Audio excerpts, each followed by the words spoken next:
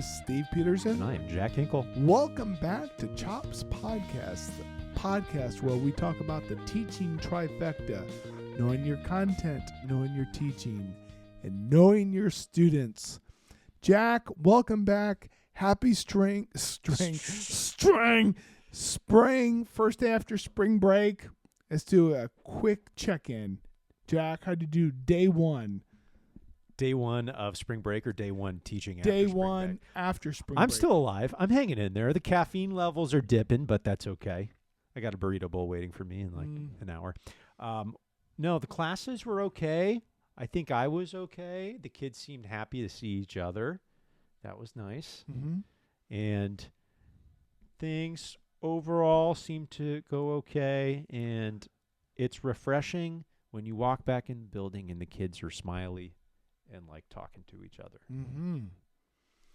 So check in, thumbs up. Steve? I enjoyed my day. I had a lovely day. It was a 3 cup of coffee day. I leaned into it tough in the morning. Yeah, there was 3 mugs in the morning. Wait, all at once? 2 at home soon after I got to school. So that's like what, like a 30-minute? Yeah. Oh boy. Are you stopped at 3? I did stop at 3. But I needed a little something to kind of get me going. I thought it was fun seeing the students. It's kind of like running it back. You're like, oh, I remember that. Oh, But it was fun. Today, we had, I think in our afternoon class, we had 6 credits finished today. That's big. 6 Do credits. you do any sort of like ritual for the kids when they finish? We credit? go, Jack just got a credit. Woo! And then they put their name on a star kind of badge. Then we put it up on the wall. And so all their credits are up on this wall. And then if you're a senior, you get your own glass wall once you're under 10 credits. You guys need like a gong Yeah. or like party poppers? Yes. Something big. like that. That's cool. A gong would be good. Probably know where you could get one. I know some people. But so that was good. There Yeah. were some kids in striking range that got those done. We have some seniors down to, we have, 5 seniors already done, graduated. Yeah. A couple juniors already done with their classes. And then we have one kid that has 1 class left. Wow. So if he finishes early, is he just like, He's I'm out of done. here? I'm out of here. That's great. See you at the graduation. Very nice. So that was good to have positive Yeah. movement here. So we are thinking about, before the podcast started, talking about this time of year and coming back after spring break in this part of the state where bands and music organizations are getting into state contest, ISMA contest. And that just comes up very quickly, right? It comes in like 2 weeks or 3 weeks, and it's your big assessment for the year. And this is where things are headed, right? And then we were talking about sharing stories just about like Sunday scaries or just like looking ahead as like what we thought the first day back was going to be. And I think we came to an agreement that a lot of times we imagined it was not going to be as good, but once we went through it, it was fine, right? That sounds about right. Right? So, but we get into the planning process and some different theories about planning, right? Maybe based on how long you've been teaching and what the circumstance is. We do acknowledge that there is a different pressure for state-sanctioned music contest that is not there for your home-cooked audience. And I feel kind of embarrassed saying that. That's so fascinating that you feel embarrassed saying that. Yeah, do you? I want to hear your explanation.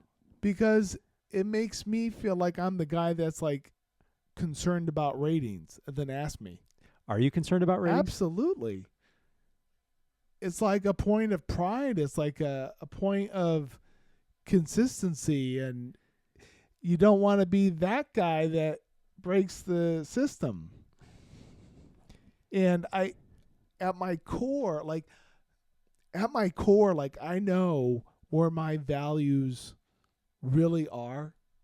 Like, if somebody put me out in the sun for 80 days and just let me rot in the desert, I know what my essence of teaching would be. Okay? And I think that the gold medal or the superior rating would fall off midway through the melt. But darn it, if it didn't come up so frequently, like every year. Oh, it's not a big deal. Oh my gosh, they're going to get a silver.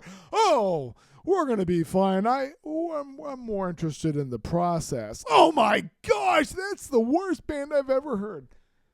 That's true. We do sound like pretty hypocritical when it comes to that kind of stuff. Oh, because we're awful. Especially on this podcast, we're like, we really value the kids. We value the teaching trifecta, knowing your content, knowing your students, knowing your kids. But gosh darn it, if they don't get a gold, we're cooked. Like, that's how it feels. Yeah. Wait, so let me ask you this, because I know you're talking about home cooked audience. Okay, let's say your band is going to have a blow up. Okay. Would you rather have the blow up happen at like band festival, or would you rather have it happen at ISMA? Band festival. But you just said, the gold would melt off if you were in the desert for 80 days.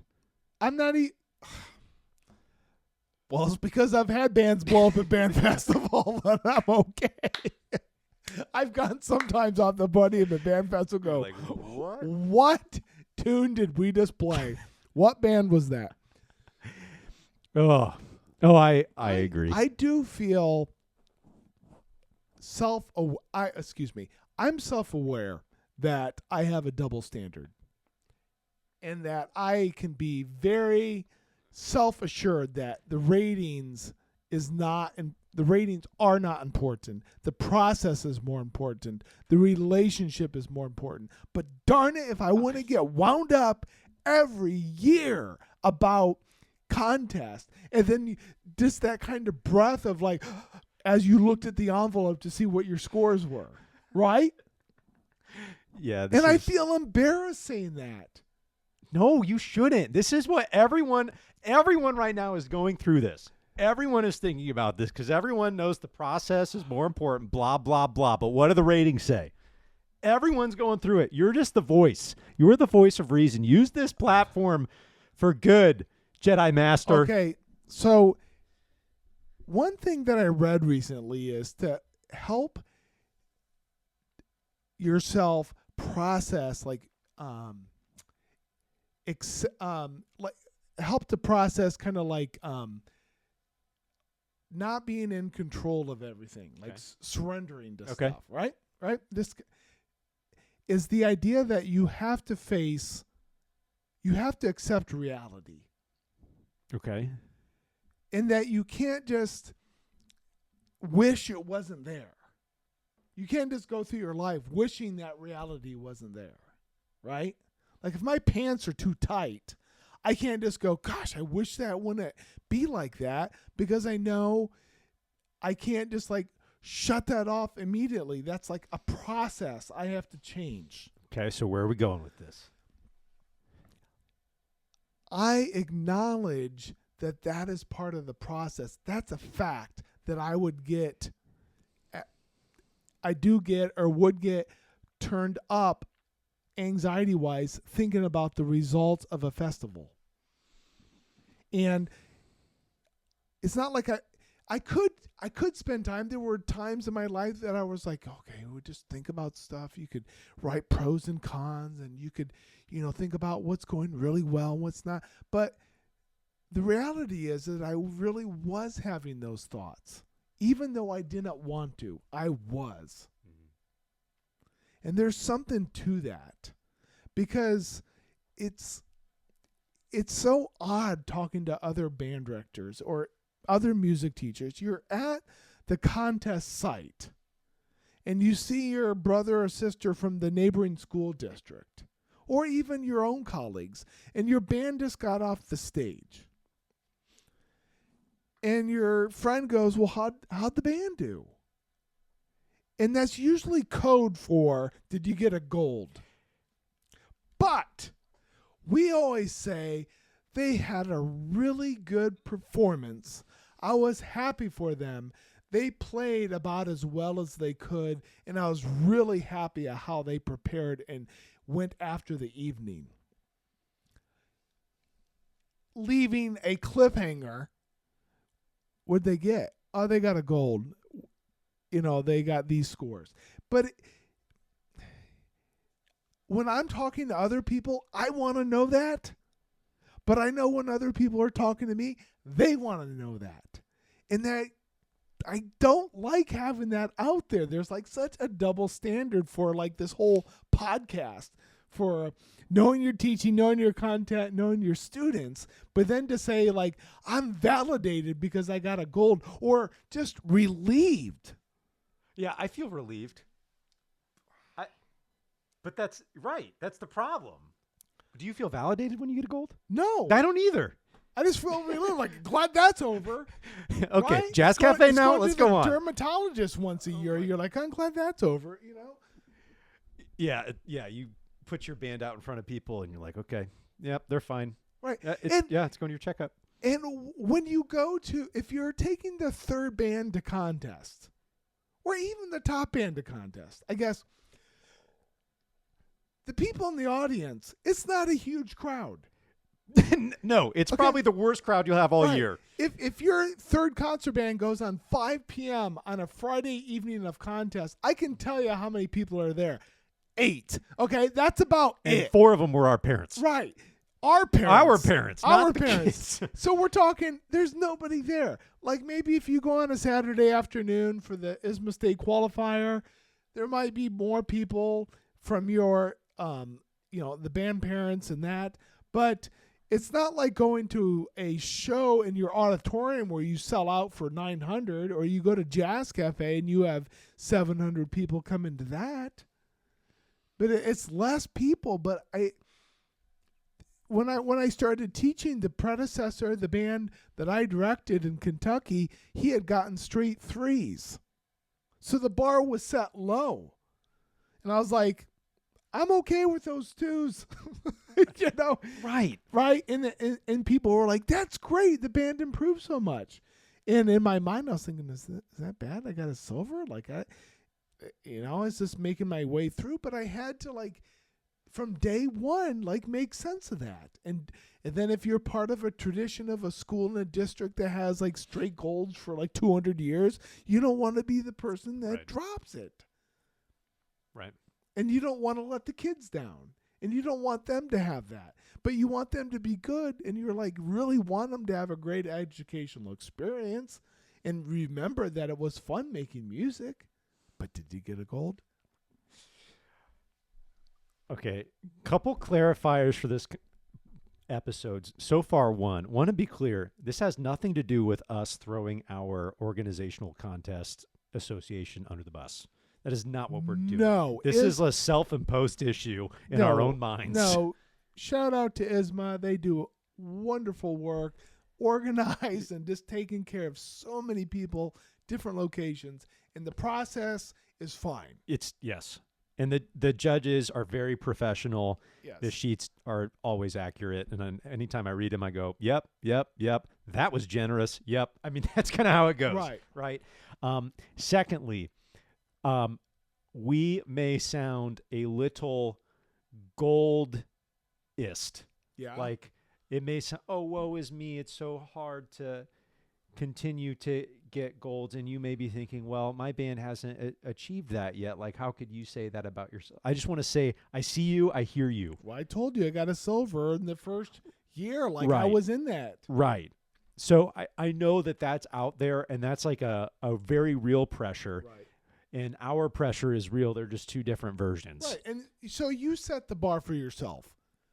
If it's a 1, a 2, or a 3, or whatever, it's comparing your score to last year, what you have your standard, whatever it is that you're talking about. Like, do you have that kind of stress or anxiety about that rating or that placement? Right. So we're talking about this as how we, I don't know, is cope too strong of a word? How we cope with the stress and how we process it and how we process it with our students. It's all very important to talk about, but it's also at the same time not as important as we probably make it. But that's kind of been our journey. So we should probably talk about what we were going to talk about. Planning. The planning part. For those of you that teach an ensemble, and especially those of you that like maybe you teach one ensemble a day or two ensembles a day, you're probably spending a lot of time when you're not teaching worrying about what you're going to teach. Forecasting, and trying to get your plan correct and trying to make sure you're teaching it the way you want to teach. Okay? And Steve and I were recollecting on how sometimes when you especially are coming up on a big performance, maybe like your organizational, it can be stressful in the planning period because you can't see your kids. You know, if you work an office job and you have a big deadline coming up, you can just put in more time. You can't really do that in our work. So your time that you can put in is planning on how you want to put in your time. But that's as far as you can get. That's a great point. And sometimes, well, we've been talking that sometimes planning when you're stressed doesn't always work out the way you want it to. But sometimes it can. Right. Time is fixed. Time with the kids is fixed. Time with the kids is fixed. And just to reiterate, I know we talked about reiterating, but the idea is that you have 23 hours that you're not in front of the kids, and you have an hour each day that you are. So you got to get it right. So you got to get it mess right. it up. Right? And there's a lot of time and effort on my part that I would think about that. Now, when I got to the reality of the 1 hour, that was kind of the easy time. Yes. I saw it. Yes. Yeah. Because I could go blah, blah, blah, blah, blah, blah, blah, blah, and say what I needed to say and try to fix those things at a breakneck pace. Yep. And try to create a moment. And so that was kind of fun, like being surgical or artistic on the podium and try to make those bullet points of what you had to get done like come to life. And you're like watching the pacing happen in real life. And you're like gauging where the kids are and what they're doing and how they're acting and how they're progressing. And are you getting things done? Or are you reviewing? But I mean, that's kind of fun. Yeah. That stuff I think is fun. The hour when you're in front of the kids. Yes. Yeah. I had one of my kids ask me, because we were talking in AP music theory, like some of the kids, want to go on in music and be a band director or whatever. And we're like, this is, if you get your test passed, you could get out of, your first year. And then I always jokingly say, like, but don't do it. Don't be a band director. It's a trap. But I'm pretty clear it's a joke. But they're like, do you like your job? And, sometimes I'll take that bait. Sometimes I won't. And I said, the 5 to 6 hours I'm in front of you every day, absolutely. Yeah. I just left it at that. And I'm sure most teachers would agree that are still teaching today. It's like, that's the best part is when you're in front of the kids. But as soon as you go into your office and you shut the door and you start to spiral about what needs to happen or doesn't happen, that's when it gets scary. Right. Yeah. So I was telling Steve this beforehand, but I think there is a bell curve. This is my theory. A bell curve to planning for teachers. I think the youngest teachers plan the most. And part of that is because, well, they should. I mean, you probably want to plan more when you're less experienced. But the other part of that is I think young teachers don't always necessarily know what they really should be doing on their prep time and how to effectively prep for classes more than planning for what needs to come next.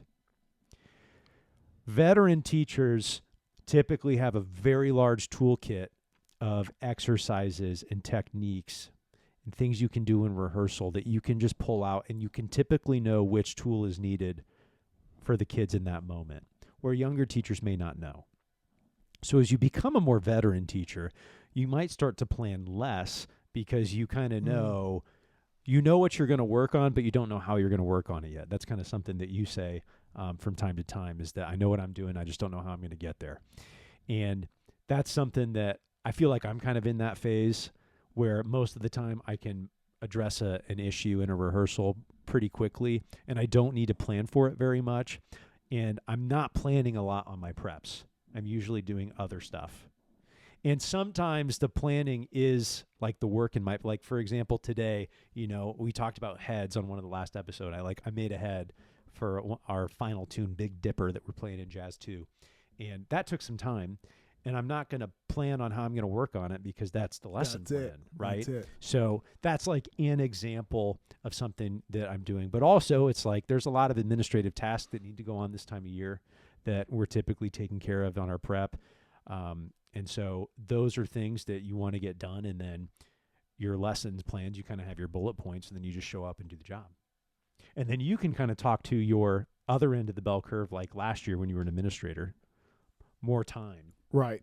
Well, and if I can clarify a point. You may. And then along with the planning and talking about the tools that you have in the toolbox, right? And as a younger teacher, you don't have access to as many. And then as you create those tools, then that kind of becomes part of your language, right, of teaching. So it becomes easier to work on things.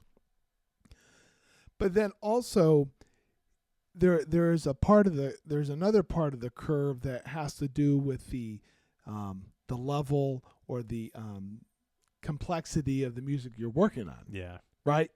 And score study for a 7th grade band or a beginning band fall concert does not look like your advanced band for a spring concert, right? And just understanding general musicianship, right? Yeah. And so that's interesting too, because it is the content, like knowing your content. Mm-hmm. Like if you're going to go in a more advanced group, more is expected, and not just playing the notes and rhythms, but you understand the idea of form and phrasing and, development and how it all comes together. And so that does take time. But like last year, in the position that I was in as director of music, I had 2 classes. I had the top jazz band and the top concert band. Or it was the jazz band and marching band in the fall. And I found that there was, quote, time to plan. Okay? But this is unique because it was a music administrator job. So there was looking, what administrators do across the board. But I found that I did not like the downtime. I did not like the, quote, prep time, because it fed into my anxieties and it was like I was sitting in the boat, but I had no paddles, and I could not go anywhere until I was in rehearsal. So if I had questions like, how's this going to work out? How can we do this phrase here? What are we going to do about the scoring here?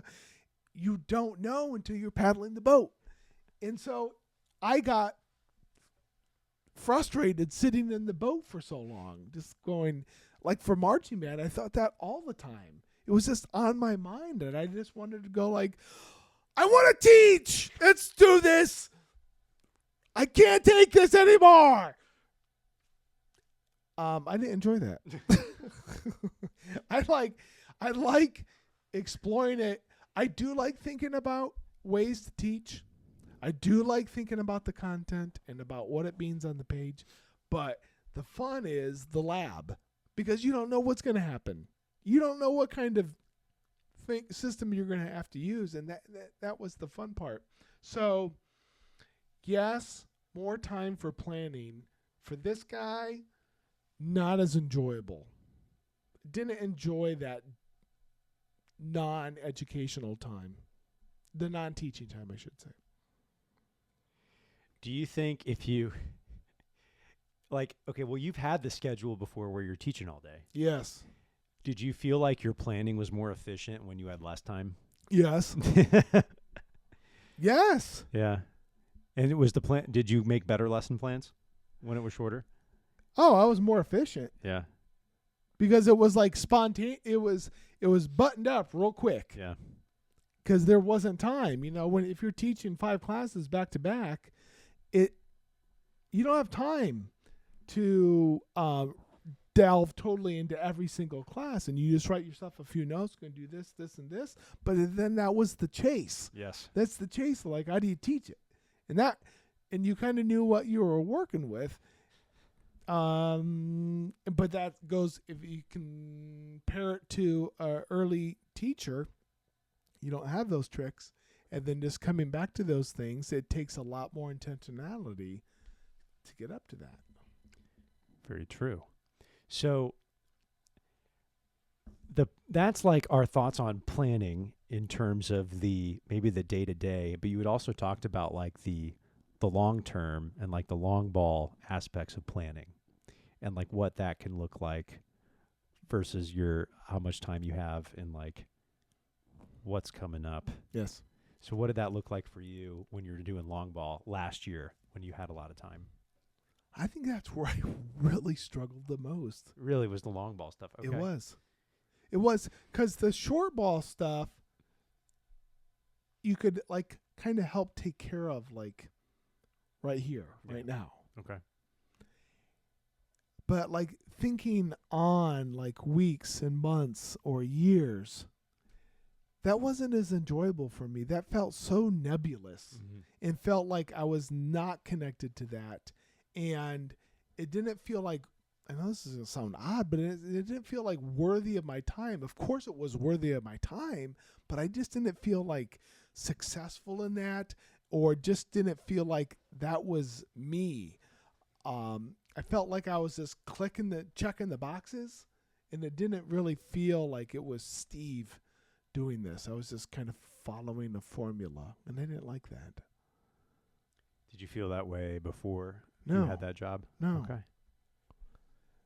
But I had systems that I had created over the years, but they were systems that I used. Yeah, and you're starting from scratch. Yeah. Yeah. And systems that I had tweaked over decades that I really enjoyed using and coming back to and then sharing with others. So this is why teachers get no prep time, right? This They is don't why need it. you don't need it. We're gonna get pitchforks coming at us. Yeah. I can think back when I was a young teacher, I planned a lot for my lessons because I thought that's what I needed to do in my prep time. And it didn't matter. It wasn't any more effective. I thought it would be. And it was nice to have that backbone because, if you're not a well-practiced teacher, you might be like, what do I need to do next? But then it becomes more automatic as the years go. So you have your little script. But yeah, like now it's like totally different. Yes. Totally different. I wish there was a way, or could have been a way, that now that I'm not in music education, and my life is on a different calendar, and I can see different periods or seasons in different light, and it doesn't have the same rhythm that it used to. I wish I could have been more cognizant of the rhythm that I was in, and like be more self-aware of the rhythm that just came with the scene, right? Of teaching band, jazz band, theory, piano, just like the rhythm of that, and being aware of it. And if things didn't change, fine, but at least being aware, like I was a part of a system, of something that was going on, and I did have control about how much I let that take over, or how much I would take over. It didn't just have to be, oh, I'm on this schedule. It didn't have to be like that, and sometimes it was. I'm not a grumpy teacher. I'm not a resentful teacher. I don't speak that way. But just realizing that there's like different ways to live life, and that you can have those full things and the rehearsals and the contests and the festivals and doing all that stuff, but also it's possible to do that and not have it dominate your life. And I guess that's a judgment. It's okay if it does. I mean, if that's your thing and that's how you need to get excited, that's fine. But I kind of wish I would have been able to kind of peel things back and just say, are you in check, buddy? You doing okay? Well, you're giving that gift forward now to all the listeners, right? Yeah. Learn from Steve. Learn from Steve. Before we wrap this up, I feel like we need to come back to the ISMA thing. I feel like we need to tie a bow on that. Okay. I don't know how, though. I don't know if I can. Because we're saying it's important, but we're saying it shouldn't be as important as we're making it. How do we come to terms with that? I've thought about that Yeah. each year. Like, okay, what's it mean if we get a gold with distinction? What's it mean if we get a gold? What does it mean if we get a silver? What does it mean if we get a bronze? You know, and like playing that, like, well, what would happen? What would actually happen if you didn't get the rating you wanted? Or you got worse than what you had ever thought of? Or you got 11th place out of 10 and you were, I imagine there's some people that are okay with that. And I'm fascinated by that. In some way, I envy you because I felt like that wasn't good for the musical soul. Yeah. When we take our jazz bands out to perform, sometimes we go to festivals where they're judged in their placings, and sometimes we go to festivals that are just performances. Yeah. And I think about the festivals that are just performances, and I feel a lot more relaxed. I do too. I feel a lot more relaxed. I think maybe the kids get into the placings. My first year, I think I did. But then after that, I'm always like, you get your little stomach rumblies when they're in awards, and I'm like, I don't know if I like this. I don't know if I need this. Right. So, and jazz band is just a different beast than concert band, so it's kind of its own thing to be judged on that and versus not. But I always felt better When it just was felt a just little a more calmer. festival. Yeah, it's just like, let the kids play. I don't know how the kids felt. I don't know if they cared a lot one way or the other, but that was on my mind. And to be clear, just to say this, it's okay if that means a lot to you. Yes. Yeah. That's okay if that's something that really inspires you or inspires your kids, or it's what your program has kind of hung its hat on. I'm speaking for myself, and I can't speak for everybody, but as a seasoned teacher, that is something that went through my mind, and I had to confront Steve about this and just try to figure it out. Well said. So let us know your thoughts. Blow up our DMs on what you think about contest and organizational. Be nice. Be nice to the systems because they do their jobs very well. Be happy to know your thoughts on that. Continue to follow on the podcast on Apple or Spotify, and be sure to check out our TikTok, YouTube, and Instagram. And Facebook if that's your jam too. It's all And there. our next episode, we're going to be having another special guest live in the studio. It's going to be an interesting conversation. I think it'll be fascinating. I'm sure it'll be very detailed. Oh, I bet it's going to be high definite quality. You know that. Okay. Know that. So for Steve Peterson, Jack Hinkle. we're out of here. See ya.